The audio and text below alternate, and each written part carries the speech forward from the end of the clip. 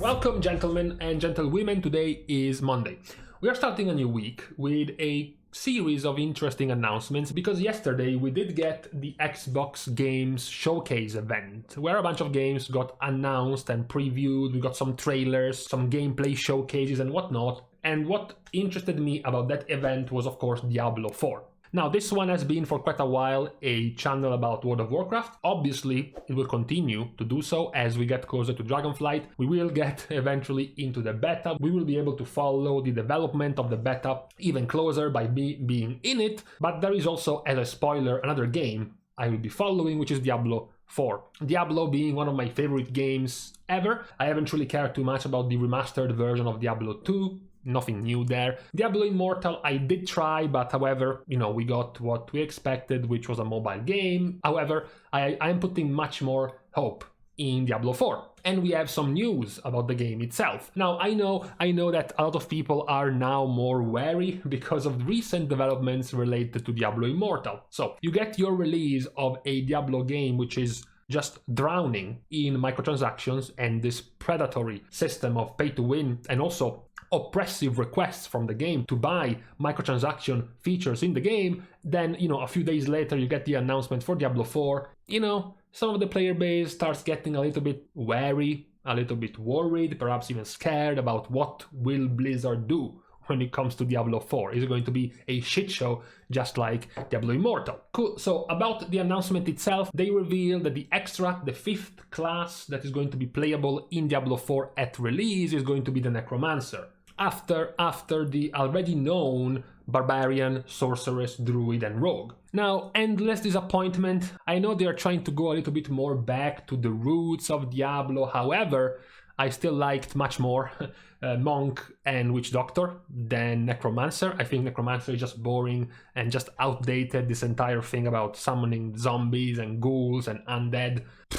Monk is much cooler on all fronts, and even Witch Doctor is much cooler on all fronts. So I'm a little bit disappointed we are getting Necromancer, but whatever. At least we are getting Druid and Rogue, which were not in Diablo 3. They are more of the old school Diablo classes, so fine. I will take Necromancer for the time being. The other thing they wanted to make clear with the announcement is that there is not going to be a linear pathing to the game. So there is not going to be a story where you finish each of the chapters and you have to go in each of the zones on each of the chapters, and by the end you will hit max level, you will have gone through all of the zones and you can now go into the end game. In this case, for this game, it's going to be much more open-ended. You will have much more freedom in what to do, which obviously opens up what will be a point of contention for many players, especially the ones who are more fond of the traditional ARPG style, which is the fact that this game is open world.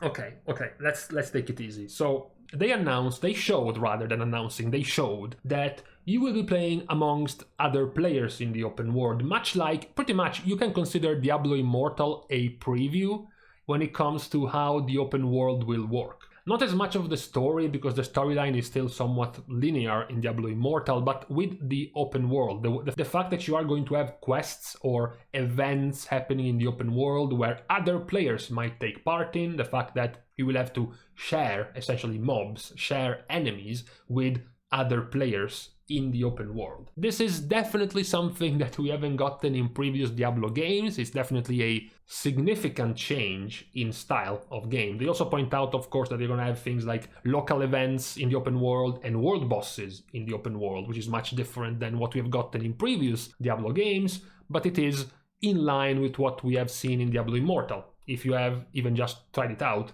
Diablo Immortal has world bosses. Diablo Immortal does have these type of open world, open events for people to join in together. So, as I said, it's likely that the more traditional boomer style of players, like myself, won't enjoy this too much. They think about Diablo, they imagine just being on their own, minding their own business, doing their own stuff. They don't want to get other people coming in and out of their screen doing other things. I just want to play my own single player game.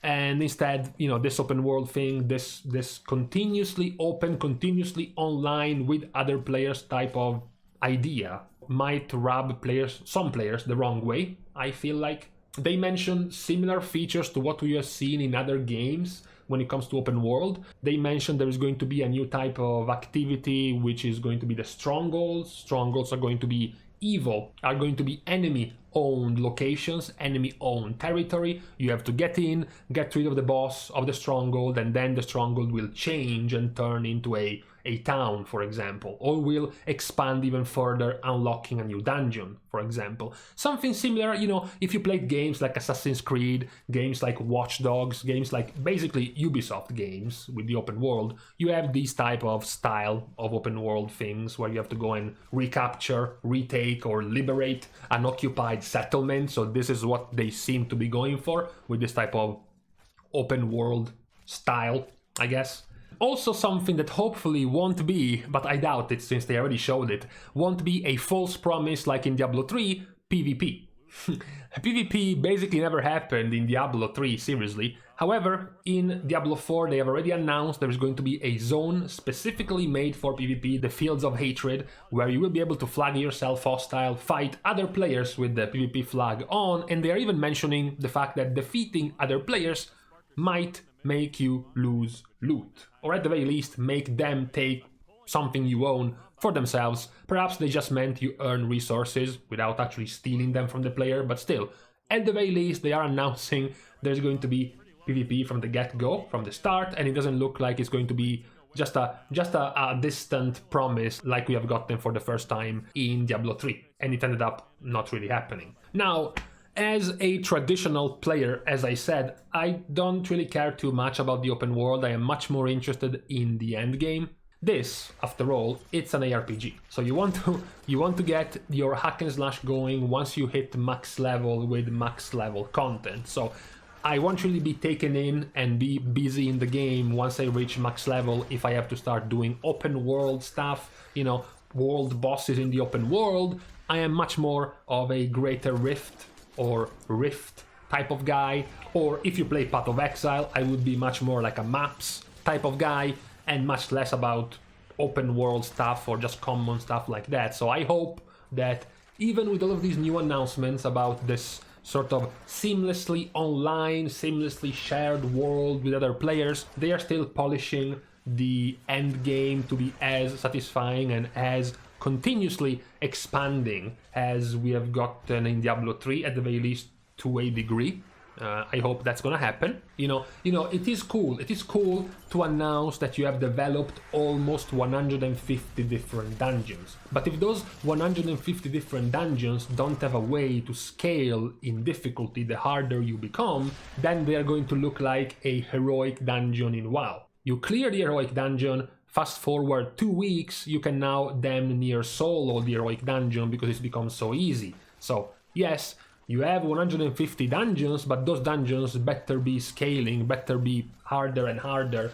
There better be a way to make them continuously harder and continuously scale your loot in those dungeons more and more. Otherwise, they're going to grow old real quick if there isn't that type of system in an ARPG. So that being said, there is the other problem.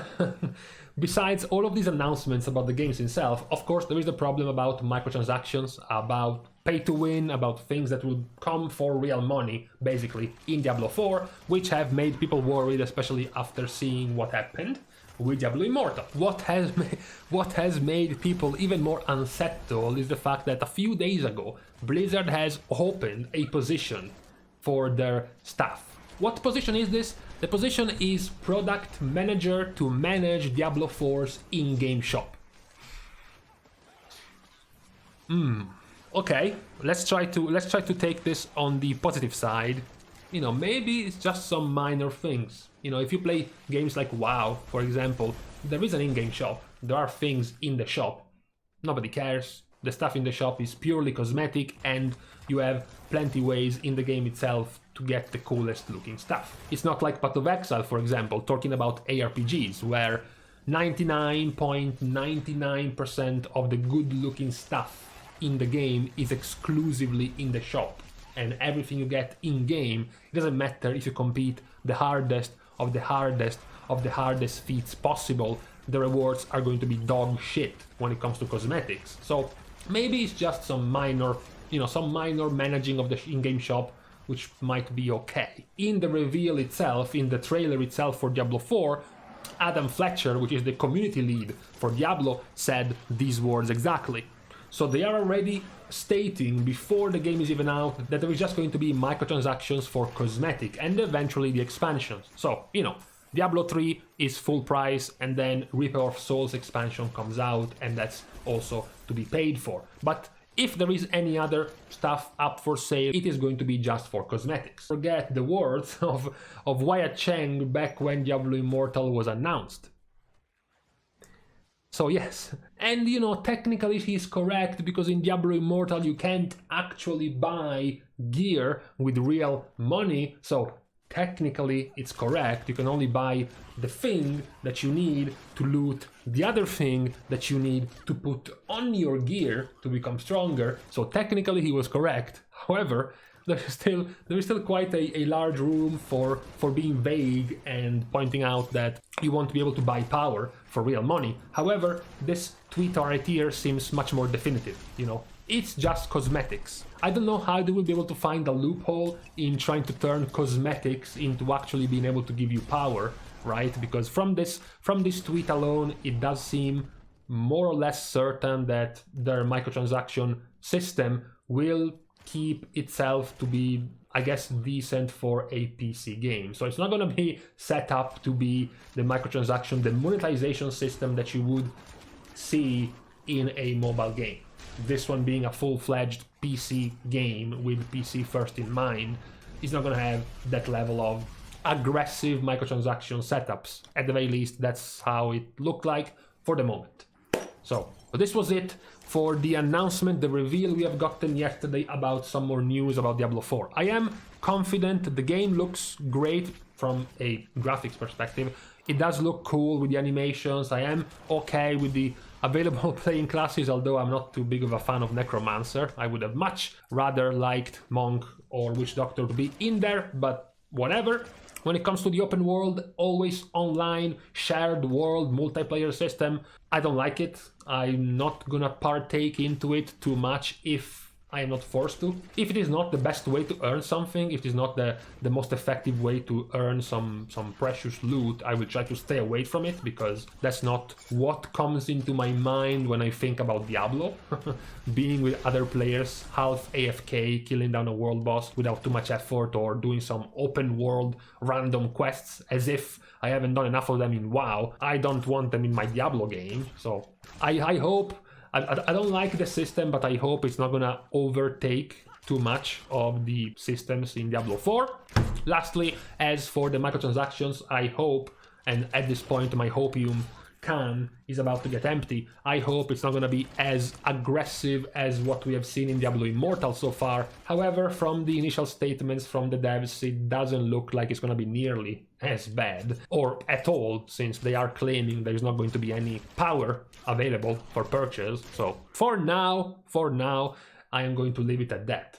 Of course, for last, we can point out that the beta, the sign-ups for the beta are available over at the link down in the description. You can go and sign yourself up with your Battle.net account. With this being said, we're gonna stop for this start of this new week. Thank you guys again for watching the video and for helping to contribute to the growth of the channel, which includes liking and commenting down below, as well as subscribing to the channel. Obviously, this one being a special video about Diablo. Everyone who plays Diablo 2, 3, maybe Immortal can subscribe to the channel, and also everyone who is, I guess, cautiously optimistic about the release of Diablo 4 as well. I will let you come in with the subscribe button. I am also, of course, available on Twitter right down here, and you can also find me and support me even more on Patreon down in this direction, which will give you access to my Discord channel as well. With this being said, thank you guys again, see you guys soon, and in the meantime, not for real though.